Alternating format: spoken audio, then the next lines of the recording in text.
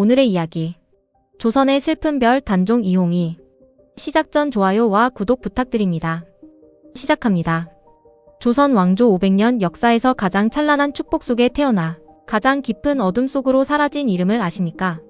바로 조선의 제육대왕 단종 이홍이입니다. 사람들은 그를 비운의 어린 임금이라 부르며 그저 불쌍하게만 기억합니다. 하지만 그는 세종대왕의 천재성과 문종대왕의 강인함을 동시에 물려받은 조선이 50년 넘게 기다려온 완벽한 희망이었습니다. 오늘 하루설화는 그 소년의 천국이 어떻게 비정한 권력의 불길에 휩싸여 무너져 내렸는지, 그 잔인하고도 아름다웠던 12년의 기록을 아주 자세히 들여다보려 합니다.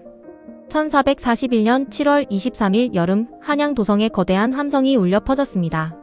세종대왕 60세의 나이에 장남 문종과 현덕 왕후 사이에서 드디어 귀한 원자가 태어난 것이죠. 세종은 손자의 이름을 홍이라 짓습니다. 크게 빛나는 햇살이라는 뜻, 이름 그대로 조선의 앞날을 비출 아이였습니다. 하지만 하늘은 잔인했습니다. 단종은 태어난 지 단 하루 만에 어머니 현덕 왕후를 잃습니다. 산후병이었죠. 어머니의 품 대신 유모의 품에서 자라야 했던 아이.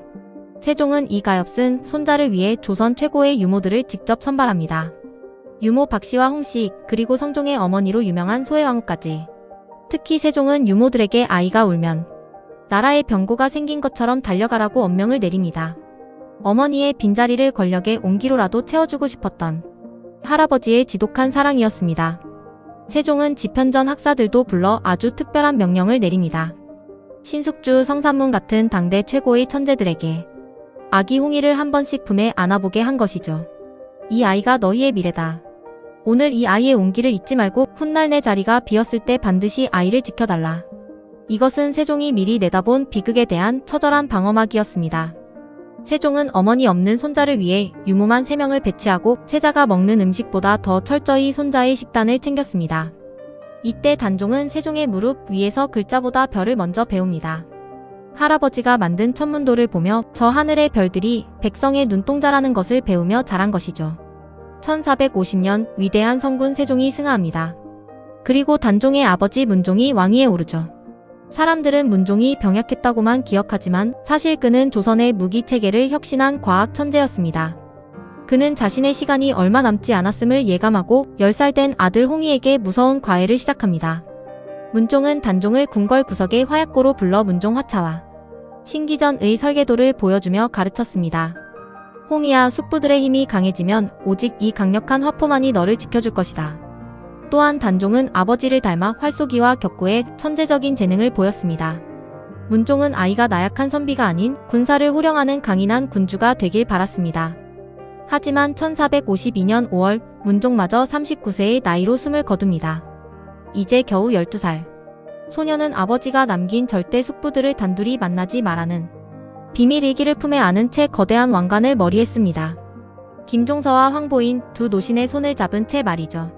단종이 즉위하자 궁궐의 공기는 순식간에 차갑게 식었습니다. 호시탐탐 기회를 노리던 숙부 수양대군이 야심을 드러내기 시작한 것이죠. 수양은 조카 앞에서 눈물을 흘리며 충성을 맹세했지만 뒤로는 사저의 장사들을 모으고 있었습니다. 하지만 12살 단종도 결코 나약하지 않았습니다. 그는 수양대군을 견제하기 위해 또 다른 숙부인 안평대군을 가까이 하며 힘의 균형을 맞추려 노력했습니다. 수양이 사신으로 명나라에 가겠다고 했을 때도 단종은 이를 허락하며 뼈있는 한마디를 던집니다. 숙부, 가서 넓은 세상을 보고 오시어 이 조카를 도울 큰 지혜를 담아오소서. 이는 수양의 야심을 정면으로 받아치며 명분을 압박한 고도의 정치적 수였습니다. 하지만 수양은 영리했습니다. 명나라에서 돌아온 그는 한명회와 함께 살생부를 작성했고 단종이 믿었던 조총수와 신하들을 하나둘 유배지로 보내버립니다. 궁궐 안에는 이제 단종을 지켜줄 군사가 단 한 명도 남지 않게 된 것이죠. 운명의 1453년 10월 10일 그날 밤, 수양대군이 철퇴를 든 장사들과 함께 김종서의 집으로 향합니다. 한밤중에 비명소리가 한양 도성을 뒤덮었습니다. 이것이 바로 계유정난입니다. 수양은 김종서를 살해한 뒤 피 묻은 옷을 갈아입지도 않은 채 궁궐로 들이닥칩니다. 잠결에 깬 단종은 숙부의 거친 숨소리와 피 냄새를 맡습니다. 수양은 단종 앞에 엎드려 김종서가 모반을 꾀해 제가 처단했습니다 라며 거짓 보고를 올립니다. 12살 단종은 숙부의 칼끝이 이미 자신의 목을 겨누고 있음을 깨달았습니다. 숙부 고생하셨소. 이제 그만 쉬시오. 이 짧은 대답은 포기가 아니었습니다. 더 이상의 피를 막기 위한 어린 왕의 마지막 자존심이자 결단이었습니다. 그날 밤 12살 소년 임금이 마주한 것은 숙부의 충성이 아니라 차갑게 식어버린 조선의 미래였습니다. 김종서라는 거대한 방패가 부서진 순간 단종의 세계는 칠흑 같은 어둠 속으로 가라앉았죠. 시청자 여러분, 너무나 가슴 아픈 역사이지 않습니까? 하지만 우리는 여기서 한 가지 멈출 수 없는 상상을 하게 됩니다. 만약 그날 밤 북방의 호랑이라 불렸던 김종서가 수양대군의 기습을 미리 알고 있었다면 어땠을까요? 그가 철퇴를 피하고 오히려 함정을 파서 수양대군을 기다리고 있었다면 단종의 눈물은 웃음으로 바뀔 수 있었을까요? 역사에는 만약이 없다지만 오늘 하루설화는 그 억울한 별을 위로하기 위해 또 다른 1453년 10월 10일의 밤을 그려보려 합니다. 일부 별책부록 호랑이의 역습, 김종서가 기습을 눈치챘다면 이야기를 지금 바로 시작합니다. 1453년 10월 10일 밤 한양의 공기는 유난히 차갑습니다. 역사 속 김종서는 사저 앞에서 수양대군이 하인이 휘두른 철퇴에 허무하게 쓰러졌지만 이 평행우주에서의 북방의 대우 김종서는 다릅니다. 그는 이미 며칠 전부터 수양대군의 사저에 심어둔 첩자를 통해 살생부의 존재를 보고받았습니다. 수양대군이 한명회와 장사들을 이끌고 김종서의 집 대문을 두드리는 바로 그 순간입니다. 김종서는 담장 너머의 북방에서 함께 생사고락을 함께했던 최정예 여진족 토벌 부대를 매복시켰습니다. 수양대군이 급히 드릴 말씀이 있다며 편지를 건네는 찰나 김종서는 편지를 읽는 척하며 뒤로 물러섭니다. 수양의 하인 이문이 철퇴를 휘두르려는 순간 김종서의 짧은 휘파람 소리가 들립니다. 담장에서 쏟아져 나온 화살들이 수양의 호위병들을 꿰뚫고 김종서의 칼날이 수양의 목전에서 멈춥니다.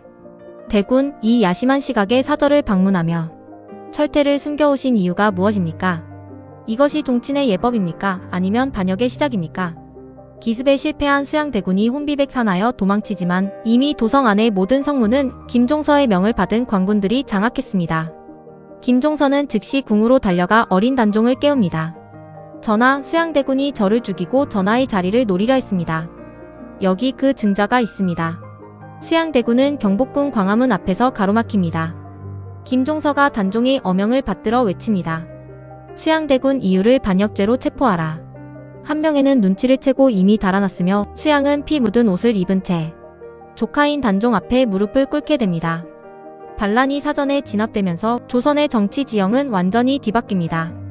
12살 단종은 눈물을 흘리며 수양을 꾸짖습니다. 숙부, 어찌 저에게 이러실 수 있습니까? 아버님이 숙부를 믿으라 하셨거늘.